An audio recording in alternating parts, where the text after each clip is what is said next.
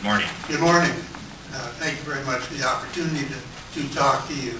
My name is Stuart Fishman. I'm a grocery clerk. I'm a union member. I rely on the 67 bus to get to work. I work weekends quite often. The 67 bus is going to be eliminated, or the bus will be eliminated on Sundays. I work till 8 p.m. Saturdays, the last trip is 6 or 6:30. So if I do work Saturday, I'm not going to get home till Monday unless I find some kind of alternative way, or I can work with my employer to just work during the week. So this is a problem for me. This is why I joined the Transit Riders Union. Did that recently. The purpose of the federal stimulus funds is to create jobs. But the irony is that folks relying on public transportation now have, like myself, now have difficulty getting to those jobs because of the service cuts. Seems to me that what's needed is additional funding. And so I hope that TriMet will do everything it can to find existing funding or new funds at the federal level, at the state level, at the county level, wherever it's possible to restore access to jobs that folks who rely on public transit need, and to restore hours to TriMet employees. Thank you very much. Thank you. Zachary.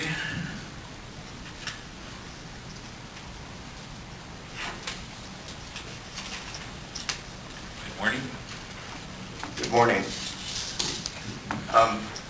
My name is Zachary Dobbles, and I am also a member of the Transit Riders Union.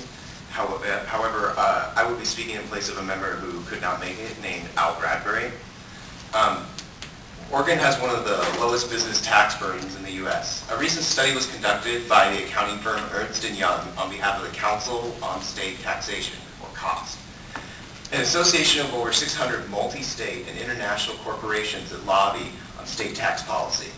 The study found that businesses in Oregon pay state and local taxes totaling 3.7% of the private economy, compared to 4.9% for businesses nationwide.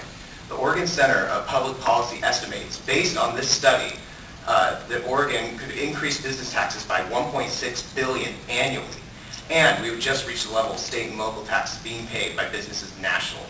Businesses in the metro area complain about their tax burdens, but they actually contribute less to public services and government than business in all but one other state in the nation, Connecticut. We propose that TriMet join with other public service entities to advocate for profitable businesses to pay their fair share of taxes in order to support the public services on which business depends. Although some businesses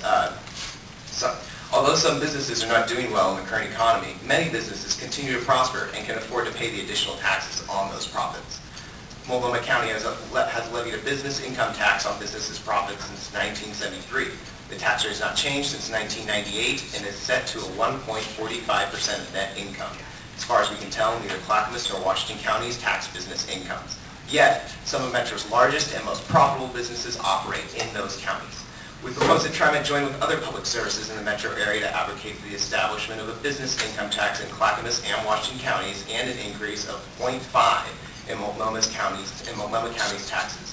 In 1998, the county levied a 0.5 increase to help pay for public schools. The business income tax should not be an across-the-board tax, but a graduated income tax in which companies earning the largest profits pay taxes at a higher rate than small businesses that do not have large earnings.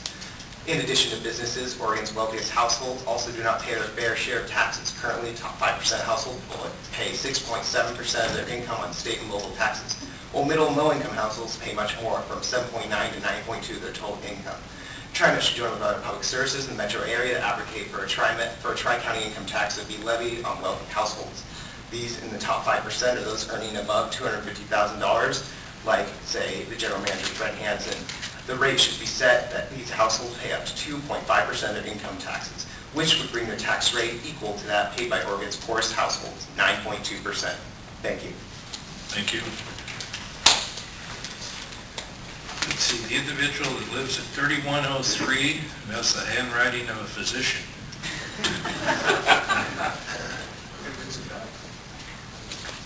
3103 Southeast, something.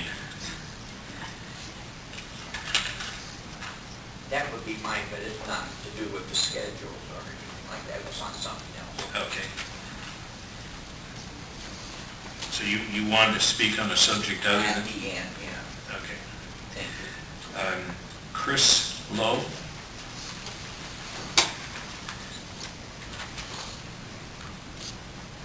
Good morning. Good morning. Thank you very much for the opportunity to speak to you. My name is Chris Lowe. I'm a graduate student in environmental and social epidemiology at OHSU, and I hold a PhD in history from Yale University. I'm a member of the Transit Writers Union, Jobs with Justice Economic Crisis Committee, and the Coalition for a Livable Future, but today I'm speaking primarily as a member of the Transit Writers Union. The first purpose of my comments is to express my strong opposition to the service cuts you are about to vote in. I thought I would be speaking afterwards, but an opposition shared by the TRU as a whole. At a time when the demand for public transit services is rising and the need for them rising even more in the face of an economic crisis on a scale not seen for over 70 years, as Mr. Hansen referred to, at a time when the cuts will hit disproportionately at workers, lower income people, the disabled, the elderly, students, and communities of color who are already hit hardest, these cuts are plainly and simply outrageous and inequitable. They also fly in the face of the sustainability policies of the state, regional, and local governments, as well as emerging federal policies. In my view, these outrageous cuts reflect a deplorable failure of leadership and creativity on the part of TriMet's board and top management, part of a wider pattern of such failure by Metro, Portland, and state leaders to respond adequately to the exceptional scope of the economic crisis. The fact that it is such an exceptional crisis means you need to act differently. This pattern is shaped by balanced budget requirements, but those are not a sufficient excuse. The limited and informal response to these arguments, which the TRU and others have made, could be summarized as, well, it's easy to criticize, but what alternatives do you have to offer? You just heard from Al Bradbury via someone else some quite specific ways of approaching it. I'm going to approach it a little more generally. The basic problem is that TriMet, according to your own publicity, has considered only cuts and not sought new revenues for operating expenses. Two ideas to approach this lie relatively locally. First, TriMet is halfway through an increase in the payroll tax by 1/10% over 10 years that began in 2003, and you have reasonable hopes of new authority to raise it further out in the more distant future. I think a possibility you should explore is to raise revenue by issuing bonds against a portion of those future payroll taxes and thereby smooth out some of the cyclical gyrations of revenue.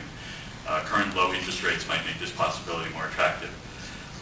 Secondly, as Al's testimony went into in more detail, TriMet could approach metro, county, and city governments and perhaps local school boards in the service area about a temporary tax in the service area, like the one that Multnomah County voters approved a few years ago to meet a crisis in the public school budgets.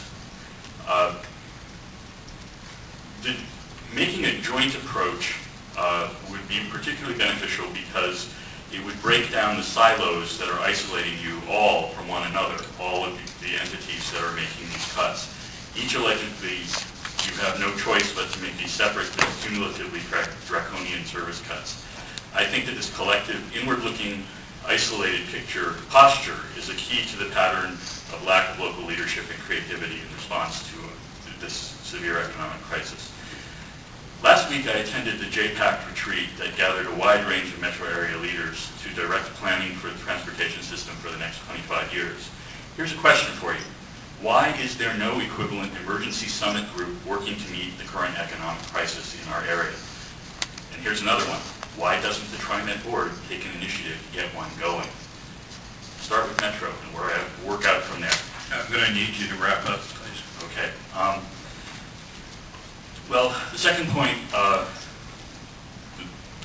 main point would be that you should also get together with other local governments and with us to make demands on the federal government for a people's bailout with monies that could be applied to your operating expenses. There's nothing inherent in federal money that says they can only go to capital. That happens to be the way it's set up now. So we need to make a demand for a people's bailout. If they can throw these trillions of dollars at wealthy bankers, they can take some of that and give it to the needs of the people here. Thank you.